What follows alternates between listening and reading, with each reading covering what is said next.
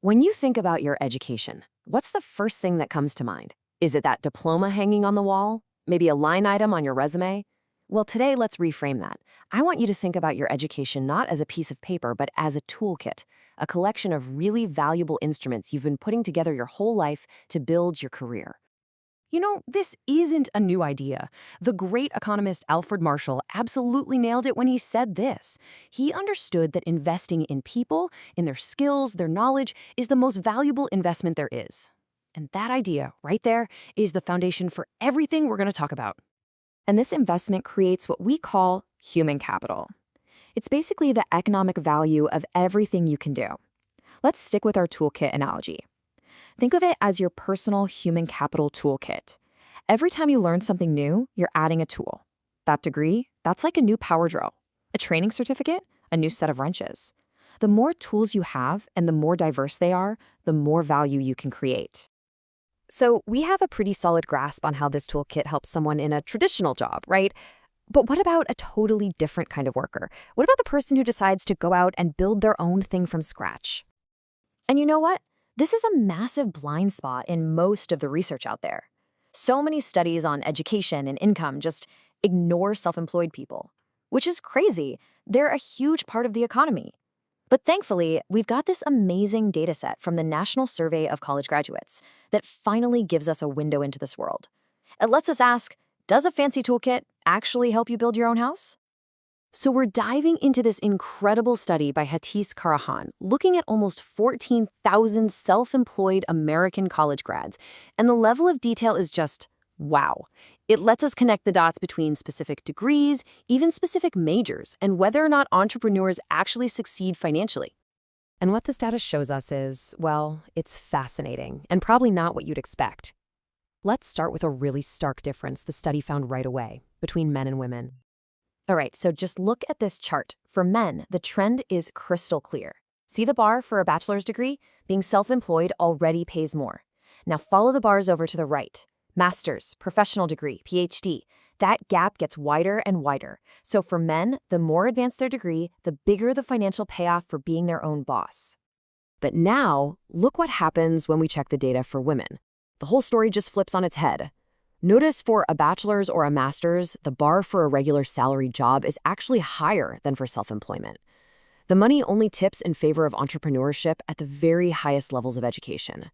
For most college-educated women, a traditional job actually pays better. Let's put a real number on this so it sinks in. After comparing people with the exact same qualifications, the study found that on average, a male entrepreneur makes about $10,000 more a year than his salaried counterpart. And for women, it's the complete opposite. The same analysis found that a female entrepreneur earns, on average, over $5,000 less per year than a woman with the same credentials in a traditional job. That's a huge difference. Okay, so we've seen the degree level matters a lot. But what about the type of tool in your kit? It's not just about having a degree, it's about what that degree is in. So which college majors actually give entrepreneurs the biggest boost in earnings? This is so interesting because you can see two totally different roads to success. For men, the list is just packed with technical, quantitative fields: architecture, math, physics, engineering. For women, besides architecture, which they share, the big moneymakers are in service-oriented professions: medicine, law, psychology. So what does that tell us? Why would these different skills pay off so differently? So why the difference? Why are technical fields the golden ticket for male entrepreneurs, while it's service fields for women? To really get it, we need to pop the hood on the toolkit itself. And a framework from economist Uwe Sunday is super helpful here. He says we don't just have tools, we have two fundamentally different kinds of tools. On one side, you've got applied knowledge. This is your deep, specific expertise for a certain task. Think of it as a specialized screwdriver, perfect for one job and one job only. On the other side, you've got abstract knowledge. This is your ability to adapt, to problem solve, to apply ideas in brand new situations. This is your adjustable wrench. You can use it almost anywhere. And here's the kicker. We don't build these two kinds of knowledge in the same way. That applied knowledge, the specialized screwdriver, that's what you get from formal schooling. It's schooling intensive. But abstract knowledge, the adjustable wrench, that's more ability intensive. It relies more on your natural talent for learning and adapting. Now, that distinction is absolutely key. because it means the way a country designs its entire education system can actually shape the kinds of toolkits its citizens end up with. And that has enormous consequences for the whole economy. Let's just compare two different approaches. Think of the US system. It's mostly a generalist model, right? It's kind of like one big, wide highway that pretty much everyone travels on. But then you look at a system like Germany's, and it's much more specialized.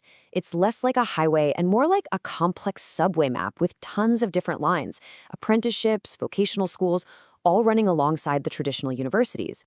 And this isn't by accident. These systems are basically designed to produce a different mix of human capital. One system might be trying to create a ton of adjustable wrenches, workers with broad, abstract skills. Another might be focused on producing an army of specialized screwdrivers, workers with deep applied knowledge for key industries. And this is where it all comes back to things like income inequality. See, when a big technological change happens, the demand for that adjustable wrench, the abstract, adaptable skill, goes through the roof. In a generalist system, this can create a winner-take-all market where people with high innate ability just pull way, way ahead of everyone else. But a specialized system, it can act like an insurance policy. It gives lots of people a clear path to get a valuable, specialized screwdriver, which can help protect them from economic shocks and keep that inequality gap from getting too wide. So all of this brings us back to one final, really important question, a question for you. As our economy keeps changing at a dizzying pace, it's worth taking a hard look inside your own toolkit. Is it filled with specialized tools for the jobs of yesterday? Or is it stocked with the adaptable, flexible tools you're going to need to build the world of tomorrow? The answer to that question could really define your future.